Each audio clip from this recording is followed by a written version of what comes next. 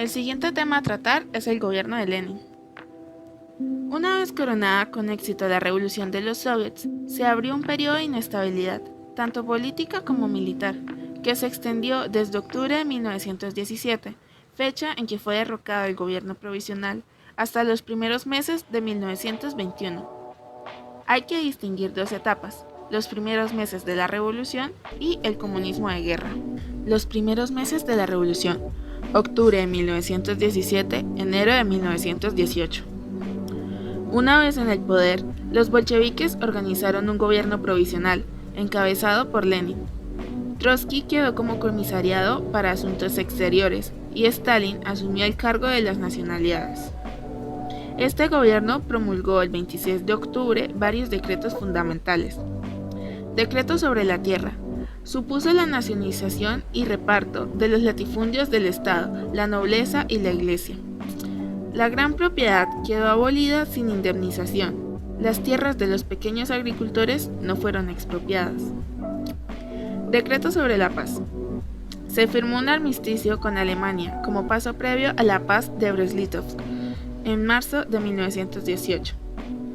Por este tratado, Rusia perdió Polonia, Estonia, Letonia y Lituania, y se concedió la independencia a Finlandia y Ucrania.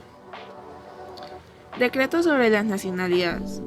Los pueblos del antiguo imperio obtuvieron el derecho a la autodeterminación. Decreto sobre las empresas y la banca. El nuevo Estado pasó a controlarlas. Se abolió la propiedad privada.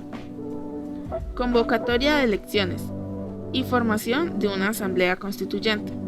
Un gobierno provisional, Consejo de Comisariados del Pueblo, se hizo cargo de la dirección del Estado mientras tanto. Se firmaron elecciones legislativas y el 25 de noviembre los bolcheviques obtuvieron tan solo el 25% de los votos, quedando en minoría en la Duma. Ante este panorama, Lenin optó por la disolución de la asamblea y rompió definitivamente con el modelo del Estado burgués.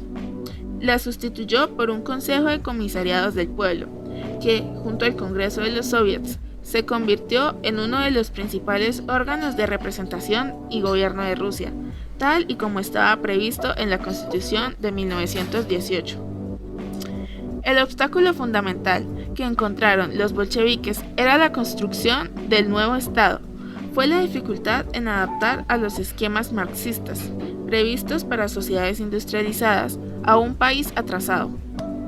Ello, junto a problemas de diversa índole como la guerra civil y el aislamiento exterior, condicionó en gran medida a su actuación. El comunismo de guerra, 1918-1921.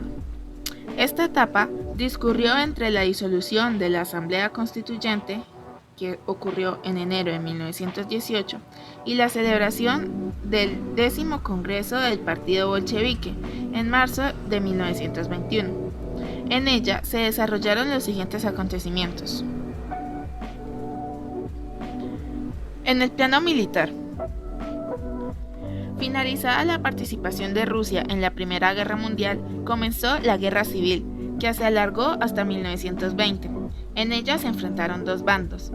De un lado, el de los blancos, compuesto por restos del ejército zarista y otras fuerzas, cadetes, socialrevolucionarios y sectores mencheviques, junto a potencias extranjeras, Francia, Estados Unidos, Japón y Gran Bretaña.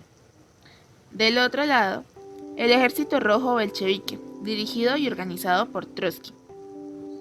La victoria final fue para los bolcheviques, debido a tres factores: el apoyo popular, la escasa coordinación de los ejércitos enemigos y la labor estratégico-organizativa de Trotsky. Las tres guerras, la Primera Guerra Mundial, la Guerra Civil y la Guerra contra Polonia, acarrearon graves consecuencias económicas y humanas para la URSS y pusieron en manifiesto el aislamiento internacional en que se encontraba el nuevo régimen. En el plano económico y social, el utopismo revolucionario, el deseo de constituir rápidamente la nueva sociedad socialista y las dificultades derivadas de la guerra impulsaron a los bolcheviques a adoptar un conjunto de medidas económicas a partir del verano de 1918, que son conocidas con el nombre de comunismo de guerra. Con ellas Pretendían rescatar a la revolución de la comprometida situación en la que se hallaba a causa de la guerra civil, la agresión exterior y la crisis económica. Sus principales rasgos fueron: estatalización de los sectores económicos y las empresas, la planificación, aspiración a conseguir la autarquía, abandono de las prácticas económicas capitalistas, participación de los trabajadores en la dirección económica mediante la autogestión, creación del sector agrario de las primeras colectivizaciones y las requisas de grano a los campesinos con el fin de abastecer el frente de guerra y las ciudades. Los resultados fueron desastrosos. La caída de la producción agrícola por la posición de los campesinos en las requisas, el caos industrial como consecuencia de la autogestión obrera de las fábricas, imposibilidad de alcanzar las metas planificadas, surgimiento de un mercado negro que funcionaba al margen del oficial. Y por último, la carestia, el hambre y disminución de la población urbana. En 1921, el 10º Congreso del partido decidió dar un giro a la política económica e inauguró la NEP, la nueva política económica, retornando con ello a determinadas prácticas que fueron consideradas por sus detractores como un capitalismo de Estado. En el plano político, durante el comunismo de guerra se asentaron las bases del nuevo Estado soviético, fundamentado en la centralización de decisiones en manos de los altos órganos del partido, el Comité Central y Secretariado General, y del Estado, Consejo de Comisariados del Pueblo. Otros procesos que tuvieron lugar fueron la fusión del Estado-Partido bolchevique, excluyéndose de la participación política a los restantes grupos como los mencheviques. La alianza de las diferentes repúblicas autónomas que constituyeron la URSS, bajo la supremacía de la República Socialista Federativa Soviética Rusa, con capital en Moscú. Debido al aislamiento internacional del nuevo Estado, se creó la Tercera Internacional, fundada en marzo de 1919, con el fin de difundir la revolución y lograr aumentar las simpatías por la URSS en el exterior. La NEP y la formación del Estado soviético, 1921-1929. La crítica situación económica que aquejaba a Rusia, unida al boicot internacional, obligaron en 1921 a los dirigentes soviéticos, Congreso del Partido Comunista Ruso, a un cambio de rumbo político y económico. Con la NEP, la nueva política económica, se intentó apoyar al campesinado y desarrollar un mercado capitalista que integrara en el comunismo. La NEP, 1921-1929.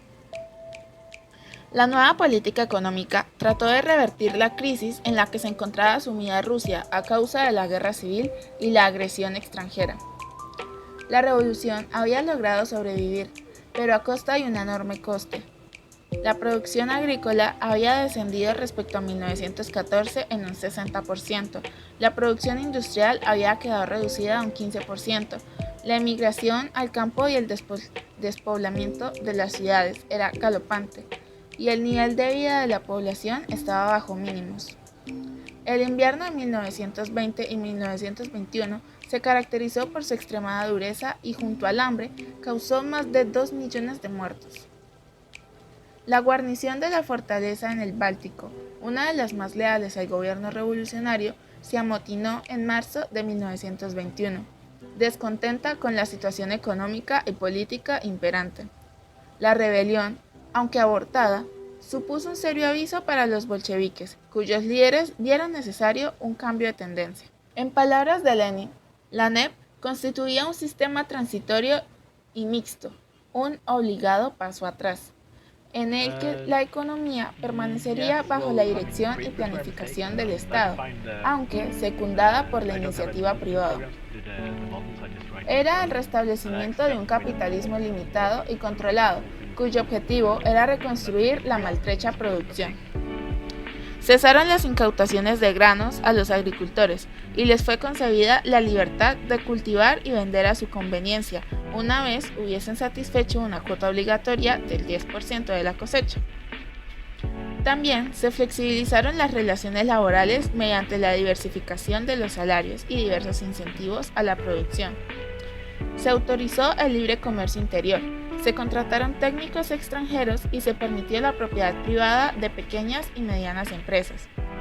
El Estado mantuvo bajo su control los transportes, el comercio exterior, la banca y las grandes empresas. También se accedió a la inversión de capitales extranjeros, si bien estos no afluyeron de la forma esperada, por la inseguridad en que el régimen despertaba a nivel internacional y por la negativa de los nuevos dirigentes a hacerse cargo de la deuda externa del Estado zarista. La NEP consiguió una revitalización económica fulgurante, fundamentalmente en el campo agrícola, donde el significativo incremento de la producción permitió eliminar el hambre. Asimismo, incrementó el nivel de vida de la población y permitió implementar un ambicioso plan de mejora de las infraestructuras y la industria.